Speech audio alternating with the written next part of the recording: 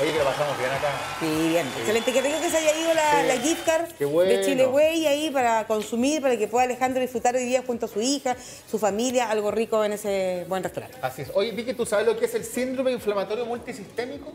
Lo he escuchado estos últimos días. Yo lo he escuchado, pero yo no tengo mayor información. Pero sí, yo sé que quien está hoy día con nosotros, quien es Fabiola Galás, quien es médica de familia del CEFAM de Engachilla, a quien le damos la bienvenida, por supuesto, a nuestro programa, nos va a disolver o resolver todas nuestras dudas. ¿Cómo estás, Fabiola? Buenos días. Bienvenida. Buenos días.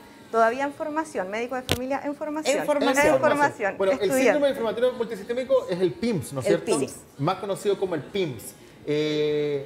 Y sabemos que afecta a qué tipo de personas. Sabemos algo que afecta a los niños. ¿A los niños? ¿no es cierto? Sí. Sí. Bueno, PIMS en el fondo es la sigla en inglés de este síndrome inflamatorio multisistémico que afecta principalmente a la población pediátrica. Pediátrica entendemos nosotros niños, niñas y adolescentes, por lo tanto afecta a desde los 0 hasta los 19 años. Hasta los 19. Hasta los 19 años. Esa es la población en el fondo en la cual nosotros actualmente estamos viendo y pesquisando en el fondo este síndrome.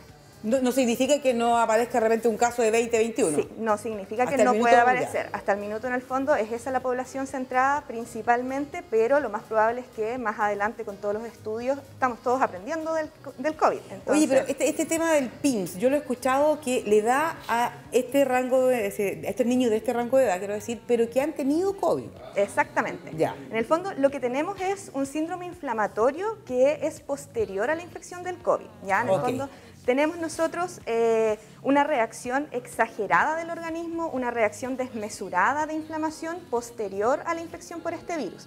Ya, en el fondo se presenta principalmente entre la segunda y la sexta semana posterior a la infección. Yeah. Súper importante tener claro que puede ser una infección por COVID-19 asintomática, puede ser una presentación leve en el momento, moderada, y eso no va a significar que pueda o tenga mayor probabilidad de presentar o no este síndrome. ¿Ya? Entonces puede ser un niño que haya sido asintomático y que a las 4 semanas comienza con toda la sintomatología y termina finalmente presentando el PIMS. Ya, y a ver, claro, ¿y cómo yo me doy cuenta? ¿Cómo podría percatarme que algo le está pasando a mi hijo con respecto a esto? Claro, hay algunas reacciones, digamos, del ¿Segura niño? reacción? Sí. Actualmente en el fondo la definición de este síndrome consta de distintos en el fondo síntomas que es importante que tengamos claro. El antecedente de haber tenido COVID-19 es lo más importante. ¿Ya? En el fondo tenemos este antecedente o de que el niño fue contacto estrecho, a pesar de que no tenga una PCR positiva y nunca haya sido confirmado o haya sido un caso probable de COVID-19, tenemos ese antecedente epidemiológico. Y después tenemos en el fondo que empieza el niño con fiebre, temperatura sobre 38 grados por 72 horas o más, asociados a síntomas en el fondo que pudieran ser muy inespecíficos, pero que hay que estar atentos. Dolor de garganta, síntomas respiratorios como moquitos, tos, dificultad respiratoria ya de frentón, dolor de cuerpo, vómitos, diarrea, cambios y manchitas en la piel, estas manchitas rojas que le aparecen, a que uno le llama exantema en el fondo en la parte médica, que es estas manchas rojas en la piel que aparecen en el fondo secundarios a algunos cuadros infecciosos virales. La conjuntivitis también puede aparecer, que es este ojo rojo, que lo importante en este caso es que es sin secreción.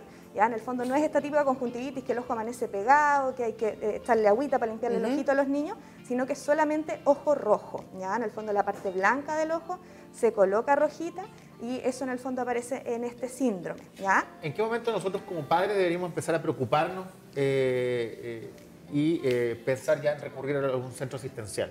El síntoma cardinal, como les decía, que sí o sí tiene que estar, es la fiebre. La fiebre. ¿Ya? Fiebre. Ya. Tenemos un niño que tenemos el antecedente que fue de contacto estrecho. 1, que 2 o 3 COVID, días de fiebre o no esperamos tanto? 72 horas. 3 días máximo de fiebre. 3 días de fiebre tienen que haber pasado. ¿Ya? Tenemos este niño que lleva 2 días, 3 días de fiebre y empiezan a aparecer estos otros síntomas asociados.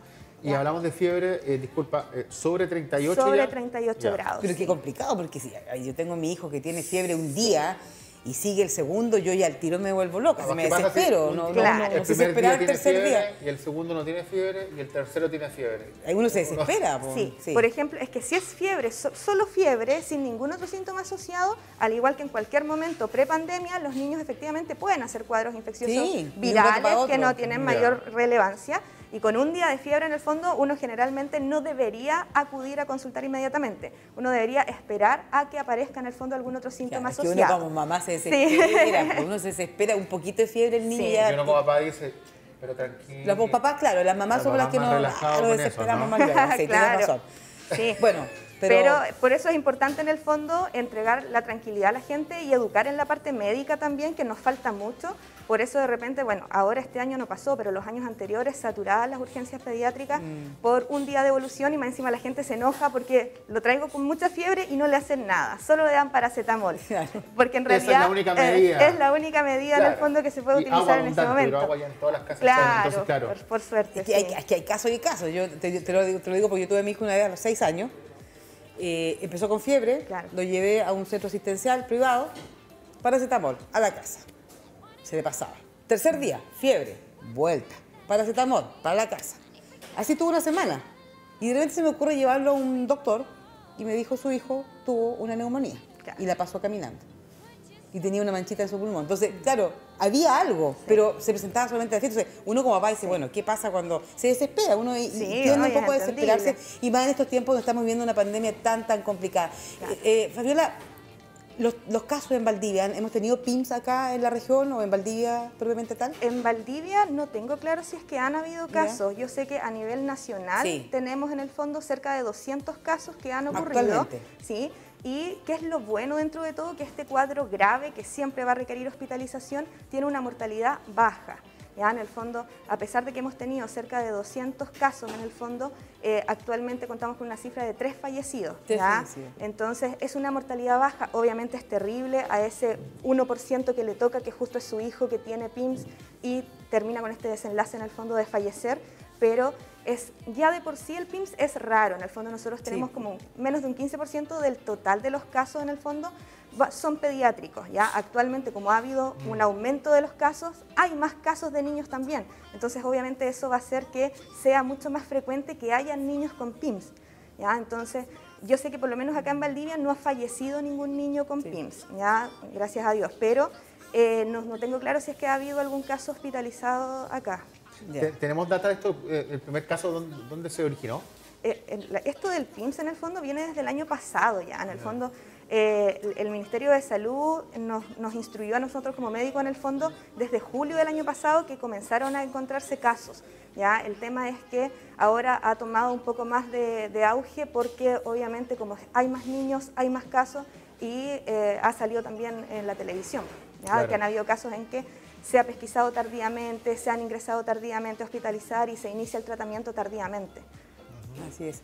Bueno, el tema, esto es todo derivado del tema del COVID, ¿no es cierto? Pero, ¿cómo tú ves así como doctora, como futura doctora, ¿no es cierto?, el tema del COVID en los más pequeños? ¿Es cierto que no les afecta tanto, que podría ser una población que podría estar sin vacuna todavía? ¿O tú crees o tú consideras que la población de los niños entre, no sé, por 0 años y cuánto, 16 años, claro, deben vacunarse igual? ¿Qué crees tú? Sí, yo creo que vamos a llegar a eso. El tema es que necesitamos mayores estudios y como esto es algo tan nuevo en el fondo, estamos con una vacuna que todavía está en proceso en el fondo de ensayos clínicos aún, que estamos viendo resultados ya de ella. Es difícil, es lo mismo con las embarazadas. En el fondo son poblaciones sensibles en las cuales uno no llega y aplica una vacuna sin tener el conocimiento previo de algún estudio que nos confirme que no les pasa nada. Por ejemplo, con la Sinovac, que el tipo en el fondo de vacuna es una vacuna que se utiliza, un mecanismo de acción que se utiliza en el fondo con muchas otras vacunas. Entonces uno tendría a asimilar y decir, en estricto rigor, no habría ningún problema. Claro. Pero como no tenemos ningún estudio todavía en eso, actualmente a nivel internacional sí se están haciendo, entonces ya más adelante sí podríamos en el fondo tener la vacuna. Ahora, súper importante que a pesar de que a la mayoría de los niños o van a ser asintomáticos o con síntomas leves, no podemos soltarlos en el fondo y que jueguen con otros niños y que sean libres y vuelvan a clases y contacto y se pasen los lápices, los cuadernos. No es lo indicado porque en el fondo tenemos un pequeño porcentaje que sí va a ser un cuadro grave, que sí va a terminar hospitalizado y que tristemente sí pudiera llegar a fallecer. Entonces no podemos tener esa soltura en el fondo de que vuelvan todos, que hagan lo que quieran los niños, que jueguen en el parque, porque tristemente puede ocurrir que terminen con un caso más grave. Hay varios estudios que he estado leyendo que me parece que ya están aplicando vacunas en mujeres embarazadas, porque dicen que el bebé, digamos, el feto, nace con el inmune. Inmune. Sí, totalmente inmune, sí. Yo no sé si tú tienes la información de eso. Sí, en el fondo se está realizando, si yo lo he sí, leído. se hace en el fondo con otras vacunas también, ya en el Ajá. fondo que uno vacuna, esta vacunación en rebaño que se hace en el fondo de las mamás embarazadas en ciertas semanas para que así el niño después nazca ya inmune y no tenga patología severa. Lo más probable es que de aquí a años más futuros sí lo vamos a tener y sí vamos a terminar en el fondo con un calendario de vacunación tal como tenemos el de la influenza, tal como tenemos en el fondo del meningococo, tal como tenemos todo el PNI, va a estar incluido esta vacuna en el fondo de COVID-19. Perfecto, perfecto. Estamos conversando con Fabiola Galás, médica de familia del CEFAM Angachi, médica en formación, ¿no es? Sí, o sea, yo soy ¿Qué médico significa general, eso? Ah, sí, eres soy médico médico general, general ya. y estoy haciendo mi especialidad en medicina familiar. En ¿Y Entonces, por qué por te gustó el eso, tema familiar? ¿Por qué te fuiste por esa área? bueno, a mí el CEFAM, a mí la parte de APS, La en parte el fondo, social te atención gusta, ¿no? primaria, me gusta mucho. ¿ya? Ya. Yo ya llevo 5 años trabajando en el CEFAM, Angachilla, y desde el año pasado que estoy haciendo mi beca en medicina familiar y comunitaria. Ah, perfecto. ¿Y cuánta gente trabaja en tu equipo allá en el CEFAM? En el CEFAM, bueno, somos 4 sectores que estamos ahí Ajá. y en mi sector, que es el sector Araucaria, somos actualmente 4 médicos que estamos trabajando y de esos yo soy la becada en el fondo de medicina familiar. Ya, pero hay un perfecto. becado de medicina familiar en cada sector. El plan de vacunación que se está llevando ahora, ¿qué te ha parecido? Yo encuentro que sea uno del color que sea, esté de acuerdo con el gobierno o no, esté de acuerdo en el fondo con las cosas como se han llevado, hay ciertas cosas que hay que estar contentos y hay que estar orgullosos de cómo se ha llevado. Y dentro de eso, la estrategia de vacunación que ha sido llevada por la APS también en el fondo y siempre la hemos llevado, ha sido súper bueno. En el fondo, ¿se puede hablar de éxito? Sí. El problema es, claro, el relajar las medidas secundarias a este éxito que en realidad no debería haberse hecho. Ha habido alta adherencia, ¿no? Sí, a la mucha, vacunación. sí. Harto miedo también. Sí. Harto miedo con la vacunación. A ¿Sí? mí, yo generalmente, bueno, atiendo en el fondo todo tipo de población, niños, adultos. Yo les pregunto a todos cuando llegan al box si es que se vacunaron o no, y muchos adultos mayores que me han dicho que no. ¿Y por qué? Yo les pregunto por qué, y es principalmente por miedo en el fondo de que vacunándose les dé COVID. Entonces yo ahí les explico en el fondo que no hay forma de que a través de la vacuna presenten síntomas en el fondo de COVID, que Ya. sí puede tener dolor en el brazo, decaimiento. O sea, es un miedo desde el desconocimiento. Es- ¿Quién te Exactamente. puesto que te dicen es que cuando me inyectan la vacuna me inyectan el virus? Sí, ¿Es eso? sí, Ya. sí, la gente, ese es el miedo en el fondo. Y ese es un rol súper importante y súper de lado que se ha dejado un poco el rol del médico como educador también.